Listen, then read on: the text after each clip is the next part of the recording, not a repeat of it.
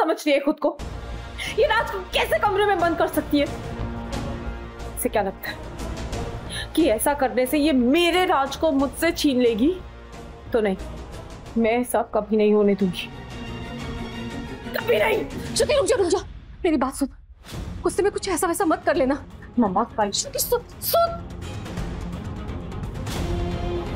गुस्से में ये लड़की रेवा की जगह खुद का नुकसान कर लेगी। इससे कुछ नहीं होगा, कुछ मुझे ही सोचना होगा। होती कौन है ये रेवा मुझे रोकने वाली? आज मैं अपने कमरे में जाकर ही रहूंगी, चाहे उसके लिए मुझे रेवा से लड़कर ताला ही क्यों ना तोड़ना पड़े। हटो तुम यहाँ, आज मैं भी देखती हूँ तुम मुझे।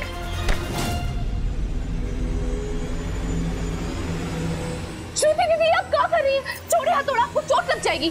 तुम मेरा हाथ छोड़ो। दीदी हम आपको नहीं दे सकते, आपको चोट लग जाएगी। हम आपको बिल्कुल अंदर जाने देते श्रुति दीदी, लेकिन आप अपनी हालत तो देखिए, आपके सर पर भूत सवार है। वैसे में गलती से भी आपने कुछ गलत कर दिया तो क्या होगा? मैं कुछ भी गलत क्यों करूंगी रेवा? वो मेरा पति है। हमें पता है वो आपके पति हैं और आप कुछ भी उनके साथ गलत नहीं कर सकती, लेकिन आप एक बार हमारी बात तो सुनिए। अभी वो सोए हुए हैं, आप उनसे कल सुबह आके मिल लीजिएगा। गेस्ट रूम में रहो तुम, समझी? मैं भी देखती हूँ तुम मुझे कैसे अंदर नहीं जाने देती हो। तो यहाँ से राज, श्रुति दीदी।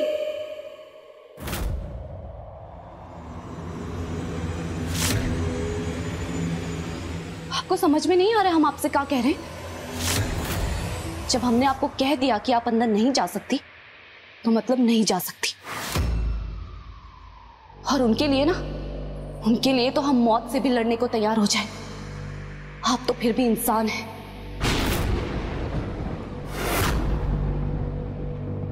अब जाइए यहां से।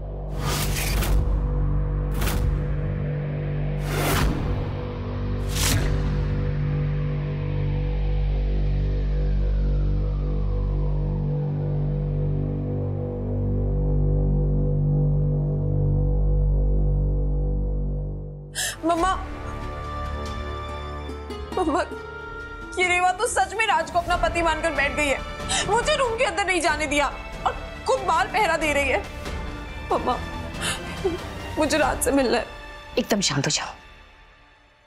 रोने से ना काम नहीं चलेगा, और शांत दिमाग से ना सोचना शुरू कर। राज को रेवा के चुंगल से निकालने के लिए ना कुछ बड़ा करना होगा, क्योंकि जब तक रेवा राज की सेवा में अंदर रहेगी ना, तो उनके करीब होने के चांसेस ज्यादा आ सकते हैं। समझ रही है ना मैं क्या कह रही हूँ? मैं समझ रही हूँ मम्मा, पर मुझे ये समझ नहीं आ रहा है कि मैं क्या करूं। देख, एक तरीका है, राज को ना जल्द से जल्द ठीक करना, क्योंकि एक बार राज ठीक हो गया ना, तो फिर रेवा के पास यहाँ रुकने का कोई कारण नहीं बचेगा। वो हम कैसे करेंगे? एक तरीका है, मैं ना एक तांत्रिक बाबा को जानती हूँ। वो ना ऐसे बीमार को छूकर ठीक कर देते हैं। एक बार अगर हम उन्हें घर में ले आए ना, तो वो राज को छूकर पूजा कर देंगे और फिर राज एकदम ठीक हो जाएगा। क्या?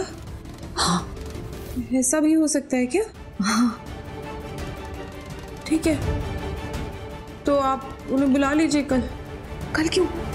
अभी बुला लेते हैं ना। अभी? इतनी रात को? तू रेवा को और झेल सकती है, मैं उसे और एक पल नहीं झेल सकती।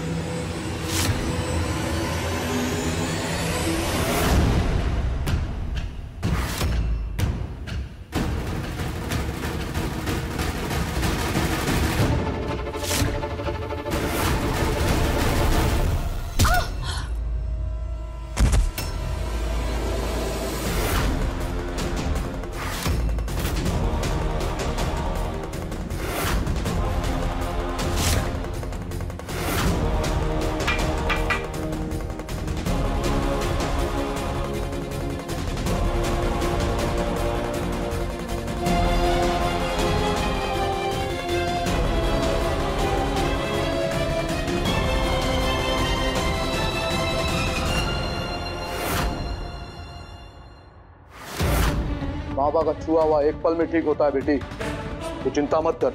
तेरे पति को ठीक होने से अब कोई नहीं रोक सकता।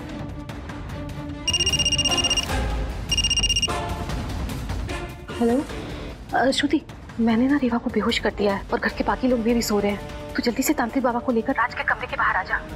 ठीक है मम्मा, मैं अभी आ रही हूँ। चलिए बाबा।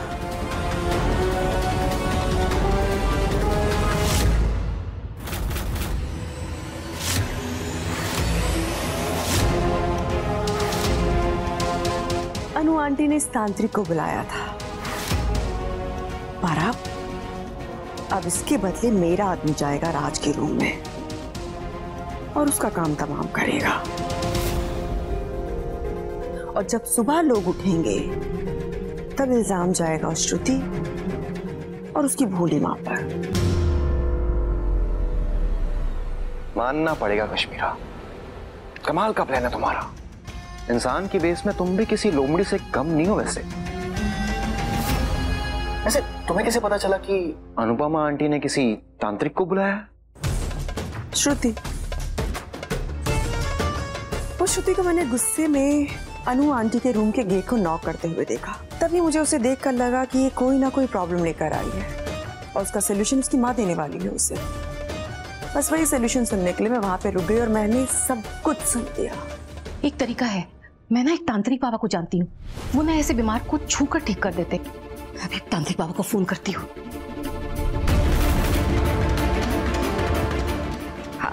हेलो, नमस्ते बाबा जी, मैं अनुपमा बोल रही हूँ। आपसे एक मदद चाहिए थी, क्या आप अभी यहाँ आ सकते हैं? जी मैं भी आपको एड्रेस भेजती हूँ। नमस्ते बाबा जी। बाबा जी आ जाएंगे, मैंने उन्हें एड्रेस भेज दिया है। मम्मा, वो आ तो जाएंगे, पर हम उन्हें राज के रूम में कैसे लेके जाएंगे? उसके रूम में जाने के लिए तो रेवा की लाश के ऊपर से गुजरना पड़ेगा। वैसे एक बात बताओ प्रमोद, राज को मौत के घाट उतारने का ना इतनी जल्दी प्लान नहीं था मेरा, लेकिन ये रेवा मेरे गले की हड्डी बन गई है।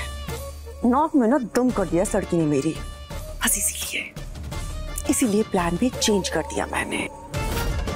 अब राज के मरने के बाद श्रुति और उसकी माँ जेल जाएंगे और मेरे गले की हड्डी रेवा, राइट, वो जाएगी घर से बाहर और उस दिग्विजय के हाथ पैर तो ऐसे ही कट जाएंगे और वो हमारा कुछ नहीं बिगाड़ पाएगा, कुछ नहीं।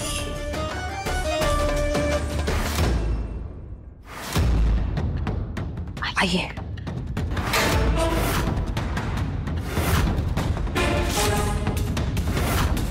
बाबा जी, आपको ना अंदर जाकर राज की पूजा करनी है, आपको अकेले ही जाना होगा। हम सब अंदर जाएंगे ना तो कहीं राज की नींद ना खुल जाए। आइए।